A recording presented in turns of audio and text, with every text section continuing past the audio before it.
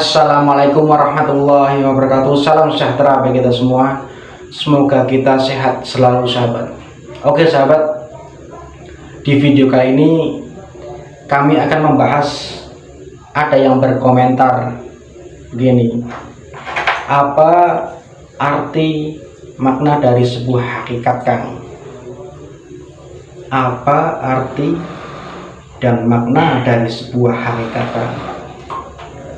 Dari Mbah Pur channel 03 Mbah Pur 03 channel. Assalamualaikum warahmatullahi wabarakatuh. Waalaikumsalam warahmatullahi wabarakatuh. Baiklah, kita sekarang akan menjawab pertanyaan dari komentator kita, Mbah Pur 03 channel. Makasih pertanyaannya, Mas apa Mbah ini panggilnya? Mbah aja, Mas. Apa arti dan makna dari sebuah hakikat? Ini pertanyaan agak dalam, ini pertanyaannya. Kayaknya yang bertanya mungkin lebih tahu. Baiklah, sebelum saya memaparkan lebih jauh tentang ilmu hakikat, kita pahami dulu arti dari hakikat itu sendiri. Secara makna, secara bahasa, hakikat itu dari kata hak, al-haq. Hak itu maknanya kebenaran. Hakikat adalah suatu kebenaran yang sejati. Itu arti dari hakikat. Jadi ilmu hakikat adalah suatu ilmu yang mengungkap tentang kebenaran yang hakiki, kebenaran yang sebenarnya, yang pasti, ya, yang tidak bisa dibantah lagi. Itu hakikat. Lah, kalau dalam tingkatan ilmu itu ada 4 tingkatan kalau dalam dunia Islam, ya. Ada syariat, tarekat, hakikat, dan makrifat. Dan 4 tingkatan itu sendiri terbagi menjadi, setiap satu tingkatan memiliki 4 tingkatan lagi, gitu. Jadi kalau membahas tingkatan ilmu itu panjang sebenarnya. Syariat itu sendiri terdiri dari 4. Syariatnya syariat, tarekatnya syariat, hakikatnya syariat, dan makrifatnya syariat. Tarekat itu sendiri juga terdiri dari 4 bagian. Syariatnya tarekat, tarekatnya tarekat, hakikatnya tarekat, dan makrifatnya tarekat. Hakikat itu juga terdiri dari 4. Syariatnya hakikat, tarekatnya hakikat, hakikatnya hakikat, dan makrifatnya hakikat. Dan makrifat itu sendiri juga 4 bagian. Syariatnya makrifat, tarekatnya makrifat, hakikatnya makrifat, dan makrifatnya makrifat. Itu panjang sekali. Kalau mau belajar ilmu seperti itu, saya sarankan ikut dunia toriko. Di Indonesia ini sangat banyak sekali toriko. Kalau ingin memperdalam ilmu-ilmu seperti itu, ya maksudnya dunia toriko. Kalau kita di sini kan ya mengarahnya sama, cuman kita mengambil jalan yang tidak begitu rumit. Dalam arti setiap orang itu mampu memahami dan mampu mencerna setiap ilmu-ilmu yang akan kita bagikan. Kalau kan nggak semua orang itu lahir dari agama. Kebanyakan malah orang itu lahir dari kalangan orang-orang yang bisa dikatakan orang awam, nggak tahu apa-apa tentang cerita agama, tentang cerita Tuhan, tentang cerita diri. Nah, kita menyajikan kajian ini itu salah satunya untuk mempermudah seseorang untuk memahami dalam segi bahasa, pemahaman maupun praktek. Paham ya maksudnya? Makanya saya tidak begitu menggunakan istilah-istilah agama atau istilah-istilah keilmuan, karena tidak semua orang lahir dari keilmuan, meskipun tujuannya sama. Itu mana hakikat dari sisi istilah atau bahasa.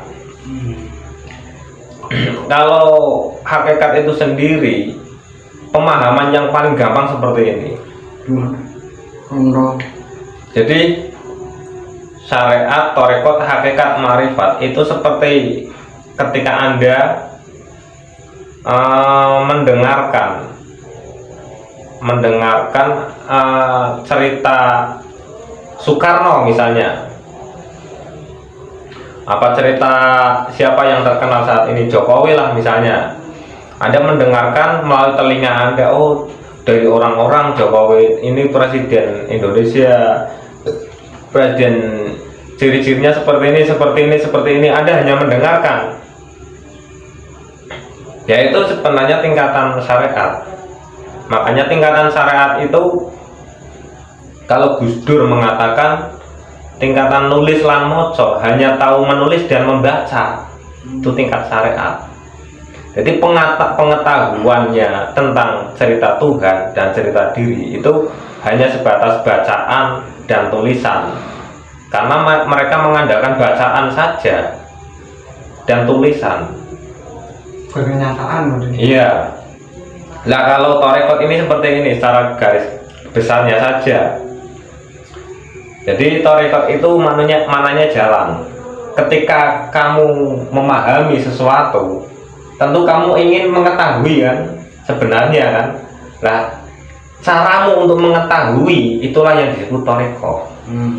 Ketika engkau sudah paham, oh Jokowi ini orang yang bijaksana, baik, memikirkan rakyatnya, tentu kan kamu ingin bertemu kan. Lah caranya bertemu kan kamu harus berjalan melalui suatu cara, entah bagaimana caranya. Nah itulah yang disebut toriko. Makanya toriko itu kan banyak sekali, jalan ini kan banyak sekali, diajarkan oleh guru-guru kita, mursyid kita. Nah ketika kita sudah sampai dan tahu betul bersalaman dengan Jokowi, itulah hakikat. Kita sudah tahu secara hak dan bertemu secara langsung, oh inilah sosok yang saya dengar dari orang-orang, itulah cerita hakikat. Nah ketika kita sudah bercampur, bersendau gurau, bercengkrama, sudah akrab dengan orang yang sudah kita temui, bahkan mampu menjadi sahabat yang akrab, mampu menjalin persaudaraan yang akrab, bahkan kekurangannya, kelebihannya kita tahu, itulah yang disebut ma'rifat. Ma'rifat itu maknanya pengenalan, tapi pengenalan di sini bukan hanya sebuah nama, tapi pengenalan di sini lebih kepada secara spesifik. Contoh seperti itu, ketika orang itu hanya sebatas mengenal nama, yaitu tingkat syariat. Tapi kalau orang yang sudah ma'rifat itu tahu betul rumahnya, ya tahu sifat perilakunya setiap hari, ya tahu, gitu loh. Begitu juga kita dengan Tuhan, kita itu harus tahu secara hakikat dan secara ma'rifat. Dalam arti jangan hanya sebuah tekstual saja, dalam arti tidak butuh bacaan. Tuhan itu sebenarnya tidak butuh bacaan. Kamu membaca apapun itu, Tuhan itu sebenarnya nggak butuh itu, nggak butuh sama sekali bacaan. Itu ranah kajian hakikat. Kalau kita sudah mengenal Tuhan, maka kita akan paham, oh Tuhan itu nggak butuh bacaan. Tuhan itu butuh perwujudan perilaku yang nyata dari apa yang telah kita ikrarkan. Paham maksudnya?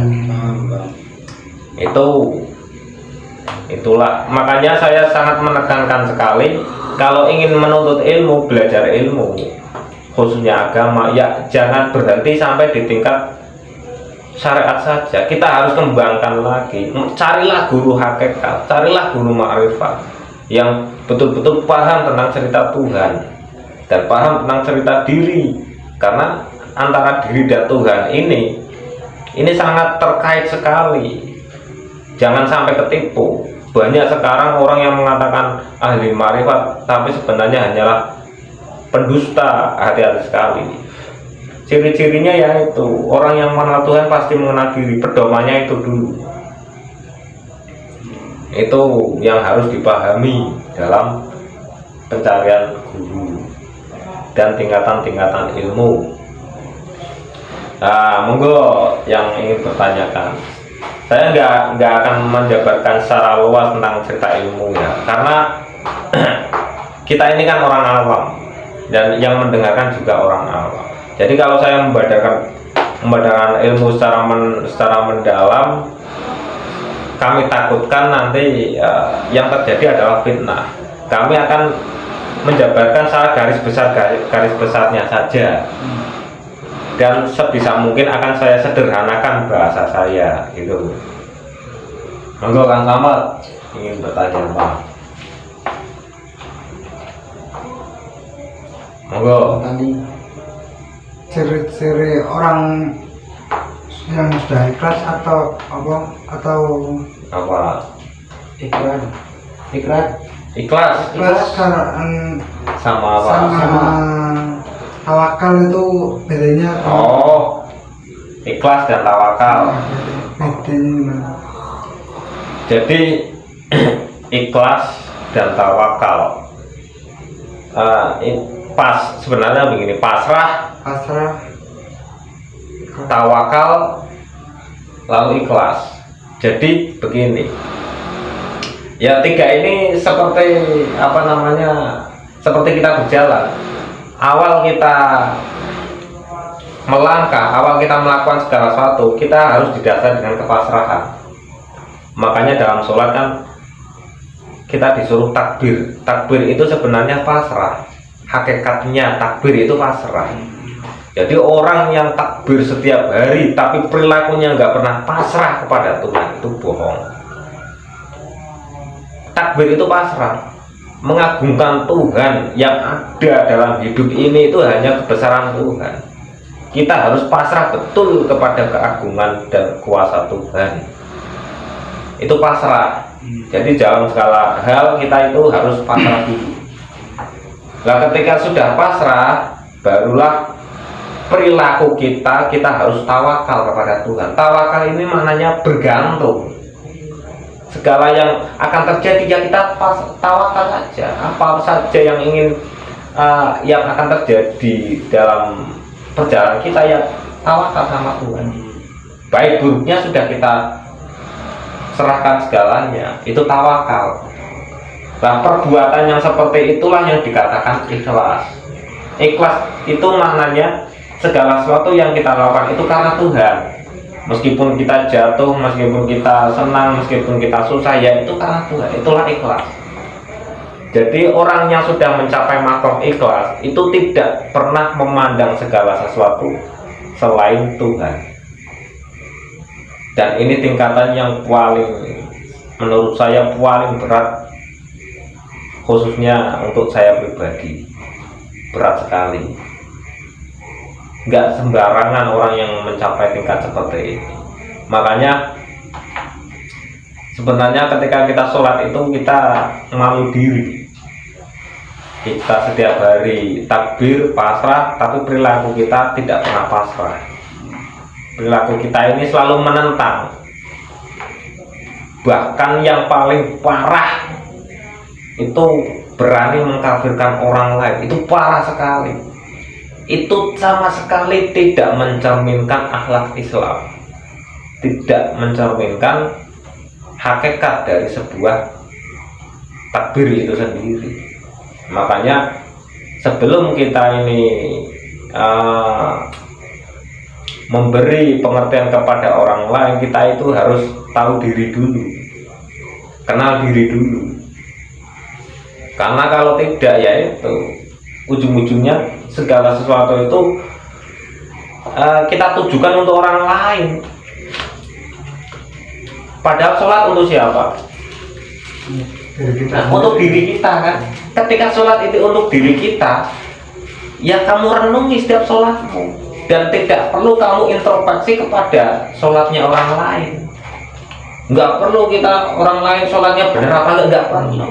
Itu urusan pribadi kita. Sholat itu urusan pribadi. Dan perlu kesadaran tinggi untuk memahami hakikat dari sholat. Butuh kemauan murni dan kesadaran tinggi tentang sholat. Makanya sholat jangan hanya dipahami sebatas gerakan saja atau melakukan perintah saja. Kita harus mendalami betul hakikat-hakikat dari sholat itu sendiri. Sholat luar biasa, sangat luar biasa. Kalau saya mengatakan sholat itu betul-betul luar biasa, ketika kita mampu mendalami makna dari setiap gerakan sholat, bacaan-bacaan sholat itu luar biasa sekali. Makanya di dalam kitab suci Al-Quran itu dikatakan sholat itu berat, kecuali bagi orang-orang yang khusyuk. Kenapa dikatakan sholat itu berat? Padahal anak kecil pun bisa melakukan sholat, ya enggak? Anak kecil bisa melakukan sholat, tapi dalam Al-Quran dikatakan sholat itu berat, kecuali bagi orang-orang yang khusyuk. Nah itu menjabarkan tentang cerita sedikit ilmu tentang hakikat. Orang yang memahami hakikat, ya perilakunya pasti ikhlas, pasti tawakal, dan setiap hidupnya pasti pasrah kepada Tuhan. Itu sudah pasti. Kalau orang mengaku sudah mengenal Tuhan, ibadahnya kepada Tuhan terus, tapi perilakunya belum pasrah, yaitu bohong. Bohong sekali. Jangan percaya. Itu tentang cerita sholat sedikit saya bacakan ya. Oke. Sampai sini kan. Ya udah sampai sini. Oke sahabat, jangan lupa sahabat subscribe, like dan komen sahabat. Kalau ada kekurangan mohon dikritiklah, Kritik, agar kita komen dan komen. Assalamualaikum warahmatullahi wabarakatuh. Salam sejahtera bagi kita semua.